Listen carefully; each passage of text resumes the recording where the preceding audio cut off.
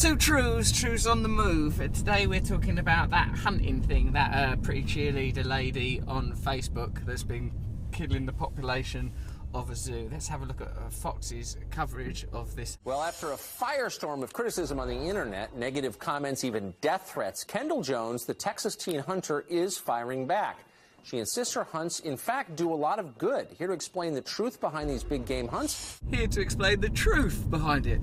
Right, there's been a lot of conjecture and argument. Now, finally, let's get to some objective truth. That's how Fox present all information, like it's the objective truth. Well, they say, here's another opinion that's in line with the general way we see the world. If by now you haven't picked up that that's evil, then I don't know what channel you've been watching. It's hunter and author Craig Boddington. Craig, thanks a lot for joining us this morning. So, you've hunted... Hey, thanks very much, Tucker. It's good to be here. Thank you. In Africa, like it were murdered, don't they, with politeness, these people? Thank you very much. Tell us what the reality is of these hunts. Well, you know, whether it's elsewhere in the world or here in the United States, the reality is that hunters pay for the majority of wildlife management and conservation, and you know, there is no alternative funding. By funding this Holocaust, we're allowing other Jews to live in a well-managed environment. Can you imagine what would happen if we were to execute these Jews? They'd be all over the place. All this really is, and this is where I intersect with them, hunting things is fun, isn't it? Like, say you've got a gun or a bow and arrow or whatever, for a while it's really good fun to shoot something that ain't moving, right? And then after a while you think, oh, it'd be so much fun to shoot a bird. But then, what should happen at that point is a little voice in your head, a bit like Jimi Cricket in Pinocchio, will go, but Russell, that bird, that's a creature like you. If you kill it, it'll be all sad. And you go, fuck, all right, I won't kill it then. Now, if at that point another voice comes in that sort of sounds a bit like Bill O'Reilly and goes, do kill it, that's amazing, you'll feel fantastic afterwards. Then, like, you've let evil win. I mean, it's fun. I recognise it's fun, but don't build like sort of a moral and economic and ecological argument behind it to justify it. The only hunting of animals that is ecologically apposite is indigenous carnivorous hunting. So like a tiger eating a deer, fair enough. If you start going, you fiend, then that's, you know, then you're being too sentimental. But once you start, 200 million animals a year are killed for recreation. 200 million, can you imagine that in a great big pile? Can you imagine the blood, the feathers, the fur, the death, the broken beaks, the cries of agony, the dispersed energy? Can't be right, can it? Yes, it can. This is how. In Africa and elsewhere in the third world, hunting revenues from visiting sportsmen and women. They use the term sport. The literal definition of sport means an activity where two consensual parties participate. Right, I'm ready. Good. are really critical to managing wildlife. Managing wildlife? It's wild. Don't need managing. Leave it alone. The direct revenues from hunting and the local employment that safaris bring to town are really important in turning what might otherwise be dangerous nuisance animals into a valuable resource. How come this girl here, Kendall, the attractive girl that's the source of all this hullabaloo, she looks so pleased while she's next to that dead rhino? It places value on the animals, and hunting also deters poaching by meat distribution. Yes. And by reducing human-animal conflict. So it really is absolutely critical to wildlife management. What I don't like is the reverse engineering of morality in all these circumstances. What they do is basically what they want to do, and then they go, right, how could this unacceptable thing be acceptable? What if we say it's like management and it's controlling poaching and it actually helps the animals to kill them? People surely wouldn't believe that. We can't say that out loud, can we? What if God's watching?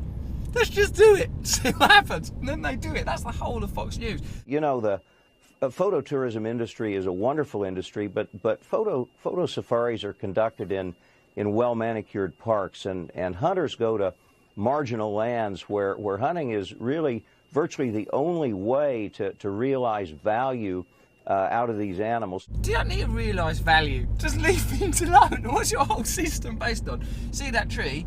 Yeah, it's magnificent, isn't it? No, it's not realised any value. What about its beauty?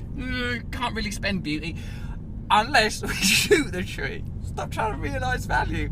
Stop making the defining philosophy of our time a kind of alchemy to turn nature, wonder and glory into money. It really is very, very important in these countries of origin. So what would happen to, say, the rhino population or the cheetah population if there were no more big game hunting allowed in Africa? Well, lots of things could happen, mate. What you could do is have conservation-based program where the environment's protected and they're allowed to live in an ecological sphere untroubled by man. If that happened, the populations would grow and maintain itself as it did for millions of years before man intervened. That's what would happen.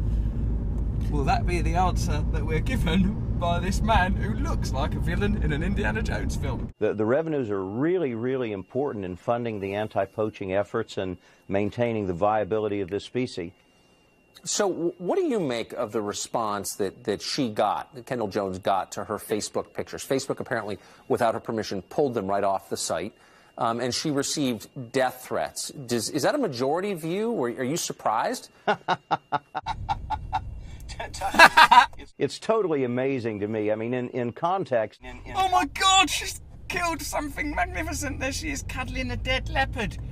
Holy shit. I can't imagine another legal and internationally sanctioned activity that would result in death threats to a 19-year-old who participated fully legally with her parents. I mean, a death threat is not as bad as a death, is it? She's doing actual deaths. Now, of course, from our anthropocentric philosophy, human life is worth more than any other kind of life.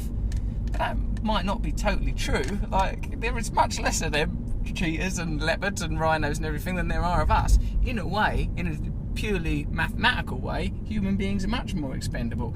And it's seemingly from the treatment from organisations that Fox is aligned with. Human life is expendable in terms of this poverty, inequality. So I don't fully understand how a death threat to this brutal young lady is comparable to her actual crimes. The latest, the 2013 survey commissioned by the National Shooting Sports Foundation indicates that 79% of Americans approve of legal hunting. Yeah, but that survey, the way that would have been manufactured, what you do is you guide people towards the conclusion that you want them to have. You go, would you agree that human beings eating animals is natural? Yes. Do you think a world in which human beings couldn't eat animals would be unnatural? Yes. Do you think that hunting could play a part in the ethical culling of animals? Yes. Do you agree with hunting? Yes. Because that's how we reach that conclusion. There ain't nothing wrong with us behaving in a human and natural way, and I suppose we do naturally hunt animals. But when we ourselves are farmed, when humanity has become this bizarre construction, this peculiar zoo, the recreational murder of 200 million animals, ain't cool, is it? Just ask it. Remember, there's a voice in your head. Talk to the voice in your head. Don't listen to me, I'm a maniac, but the voice in your head, ask it. Is it right to kill 200 million animals simply for fun? What did it say? Right, there you go. You've taken your girls hunting? I have. When he says girls, I like to imagine he's talking about his testicles, that he just calls them his girls. I take my girls hunting. Come on, girls, let's do some hunting. And if you imagine that, it makes this clip more enjoyable. I have. I took both my girls hunting when they hunted earlier, but I took them to Africa when they were 17, and they've enjoyed the experience. They came away with a much better sense of how wildlife management works in the real world, and certainly they did hunt, and I think they came away with a much better sense of how wildlife management works in the real world, and certainly it was a broadening and enlightening experience. Do you see any irony in abhorring violence so much that you threaten to kill someone over it? It's not news. They're just managing an argument the whole time, like this guy here. Like he's always saying, like he's like the survey that would have produced those results. They just manage a narrative so that the only conclusion that you can legitimately reach is the conclusion they want you to have. I genuinely don't understand it, but I must say that to some extent the media really has caused this. I mean, Tucker, you're a journalist, and I'm a journalist in my little world, and you know it's incumbent upon us to get our facts right. Don't take the piss, mate. It's incumbent upon us to get our facts right. as right as possible. So right, in fact, that if we went any further right, we'd be fucking Hitler. Kendall's been widely shown with a photograph of a leopard, which has been identified on national media as a cheetah. There's a significant difference in appearance. There is. I mean, cheetahs are great guys. In spite of their names, they don't ever cheat. They're very trustworthy little fellas. Whereas a leopard, well, you know the saying, it'll never change its spots. We gave it a chance, it didn't, we shot it. Greg Boddington joining us live from Los Angeles this morning. Thanks a lot for coming on this morning. It was really interesting. Hey, thanks a million. Appreciate being here. Thanks. The reason Fox News is dangerous because this story demonstrates how they'll use language and ideas to convey a version of reality that's really, really duplicitous and dishonest. Like, I know the feeling, so that it's not like I don't understand. It is. If you've played with a gun, it's brilliant fun. The feeling is normal, like all of these impulses. But what kind of world do we want? Do we want a world where we cultivate these negative impulses, where we take them to their most extreme conclusion, where there's a holocaust of animals annually conducted, or do we want to try and move towards our better nature? Fox News wants us to be the worst possible version of humanity, and they sell it as the only possible version. That's why it's an evil network. Of course it is. Look at the people that work on it, look at the people that own it, look at the reasons they do it.